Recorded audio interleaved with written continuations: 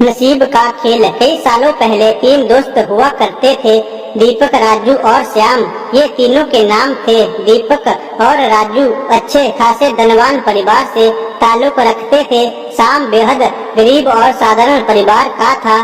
पैसों के मामले में इतनी असमानताएं होने के बावजूद तीनों की दोस्ती ऐसी थी कि वह एक दूसरे के लिए कुछ भी करने के लिए तैयार हो जाते थे। दोनों धनवान दोस्तों ने अपने गरीब दोस्त की परिस्थिति बदलने के लिए उसकी कई बार मदद की थी, लेकिन उसकी परिस्थिति में कोई भी बदलाव नहीं होता था। वह कहते हैं ना कि समय से पहले और नसीब से ज्यादा किसी को कुछ नहीं मिलता। बस ऐसा ही कुछ श्याम के साथ होता था। तीनों ही जवान हो गए। दोनों धनवान दोस्त अपना अपना व्यापार अच्छे से करने लगे और पहले से भी ज्यादा धनवान बनते चले गए। श्याम की हालत बद से बदतर होती गई। अपने दोस्त की बिगड़ती हुई हालात देखकर दीपक और राजू ने उसके लिए कुछ करने का फैसला किया। दोनों ने 100 सोने के सिक्के एक थैली में रखे और श्याम को देते हुए कहा, तुम इनसे कोई व्यापार शुरू करो और पैसे कमाओ और अपनी गरीबी दूर करो। श्याम ने उन 200 सिक्कों में से 5 सिक्के घर खर्च के लिए निकाले और बाकी के 95 सिक्के अपनी पगड़ी में बांधकर शहर की तरफ जाने लगा, ताकि वहां जाकर व्यापार के लिए कुछ जरूरी चीजें ला सके। वो गांव से कुछ दूर ही पहुंचा था कि आसमान से एक चील उड़ती हुई आई और उसकी पगड़ी उड़ाकर ले गई। श्याम ने उसका काफी पीछा किया, लेकिन चील इतनी ऊंची और तेज उड़ी कि उसको आखिरकार हार मानकर अपने घर लौटना पड़ा। कुछ दिन बीतने के बाद जब दीपक और राजू श्याम की हालात का जायजा लेने के लिए उसके घर गए तो उन्होंने श्याम की हालात में रत्ती भर का भी फर्क नजर नहीं आया। पूछने पर श्याम ने सारी हकीकत दोनों को बता दी।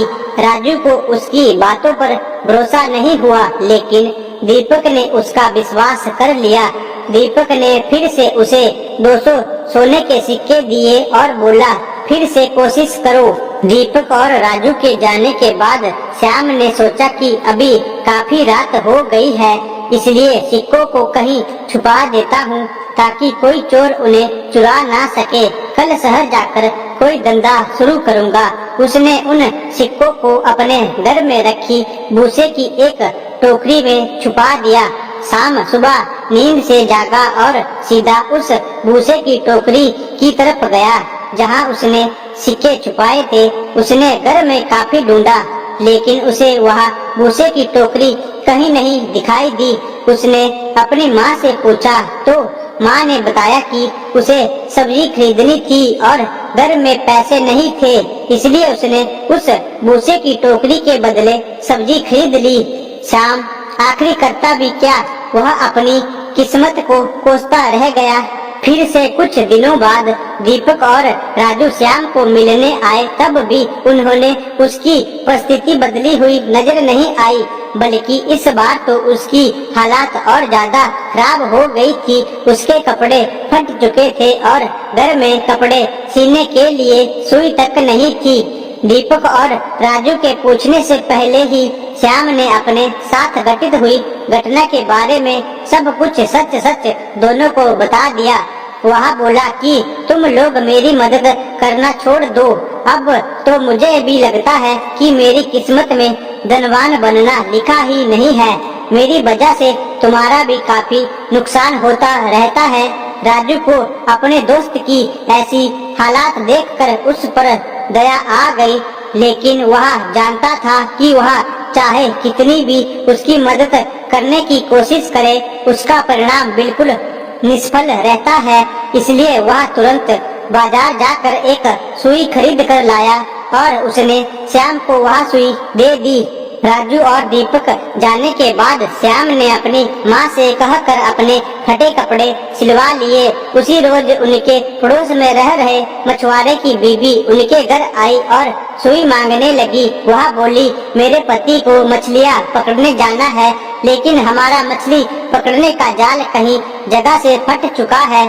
अगर आपके पास सुई है तो मेरी मदद कर दीजिए। इसके बदले में मैं आपको एक अच्छी सी मछली देकर जाऊंगी। श्याम की माँ ने उस महिला को सुई दे दी। अगले दिन वह महिला एक बड़ी सी मछली के साथ उनके घर आई और उन्हें धन्यवाद देते हुए सुई और मछली उनको देकर चली गई।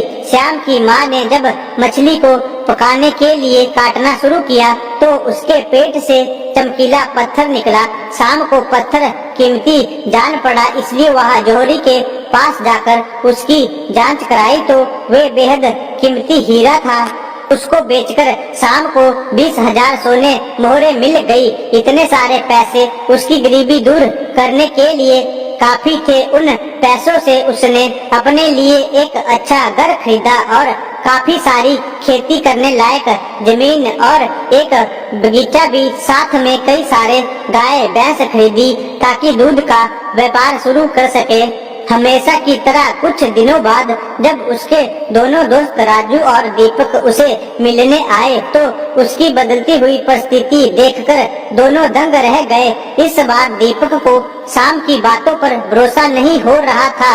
उसे लग रहा था कि जरूर उसी के दिए पैसों से श्याम ने तरक्की की है, लेकिन वह बताना नहीं चाहता। लेकिन राजू को उस पर विश्वास हो गया था कि जरूर उस सुई की वजह से उसकी किस्मत बदली है। श्याम अपने दोनों दोस्तों को अपने खेतों में घुमाने ले गया और बाद में अपने बगीचे में। वहाँ पर कुछ बच्चे पहले से एक पेड़ पर चढ़कर फल तोड़ने की कोशिश कर रहे थे।